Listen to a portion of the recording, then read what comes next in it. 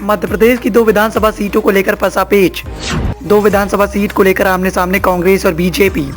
एक साथ एक ही पाले में जाती हैं दोनों विधानसभा सीटें। मध्य प्रदेश की सियासी सरगर्मियां इन दिनों सातवें आसमान पर देखने को मिल रही हैं। मध्य प्रदेश में विधानसभा चुनाव इसी साल होने वाले हैं। किसी भी दिन राज्य में आचार संहिता लागू हो सकती है। चुनाव को लेकर यहाँ राजनीतिक दल अपनी अपनी कमर कसते हुए दिखाई दे रहे हैं और अपनी अपनी जीत की दावेदारी ठोक रहे हैं। लेकिन मध्य प्रदेश में उज्जैन जिले की 2 विधानसभा सीटों से जुड़ा संयोग काफी दिलचस्प माना जा रहा है। 2 विधानसभा सीट यानी उज्जैन उत्तर और उज्जैन दक्षिण का संयोग एक जैसा रहा है। यहाँ जब भी विधानसभा चुनाव होते हैं तो एक सीट एक ही पार्टी के द्वारा जीती जाती है, भले ही वह कांग्रेस या फिर भारतीय जनता पार्टी हो। ये सिलसिला लगातार 1957 से चलता चला आ रहा है।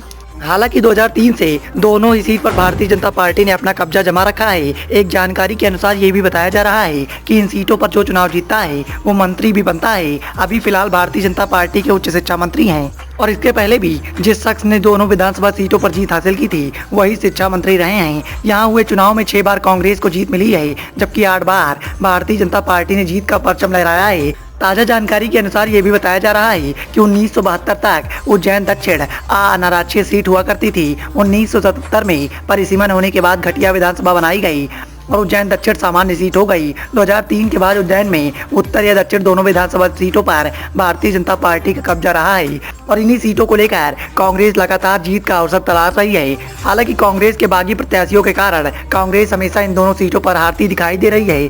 साल 1998 में कांग्रेस के दोनों प्रत्याशी यहाँ से चुनाव जीते थे। दोनों जीते हुए विधायक अब भारतीय जनता पार्टी की सदस्यता ले चुके हैं। इस बार विधानसभा चुनाव में उज्जैन जिले में भारतीय जनता पार्टी ने अपनी हारी हुई सीट अपने प्रत्याशियों के नाम घोषित कर दी है, लेकिन कांग्रेस अभी भी प्रत्याशी घोषित नहीं कर पाई है। उज्जैन उत्तर या दक्षिण में कांग्रेस जीतना चाहती है। इन दोनों सीटों पर कई दावेदार अपना भाग्य आजमाना चाहते हैं और टिकट की घोषणाओं से पहले जमकर खर्च के साथ साथ जनता को लुभाने का प्रयास भी कर रहे हैं। इस बार उज्जैन उत्तर के लिए पार्टी से दावेदारी ठोक रहे हैं विवेक यादव, रवि राय, माया राजा त्रिवेदी प्रमुख हैं। तो वहीं दक्षिण से चेतन प्रेम नारायण यादव, राजेंद्र वशिष्ठ, अजीत सिंह और वीनू कुशवाहा की दावेदारी हो रही है।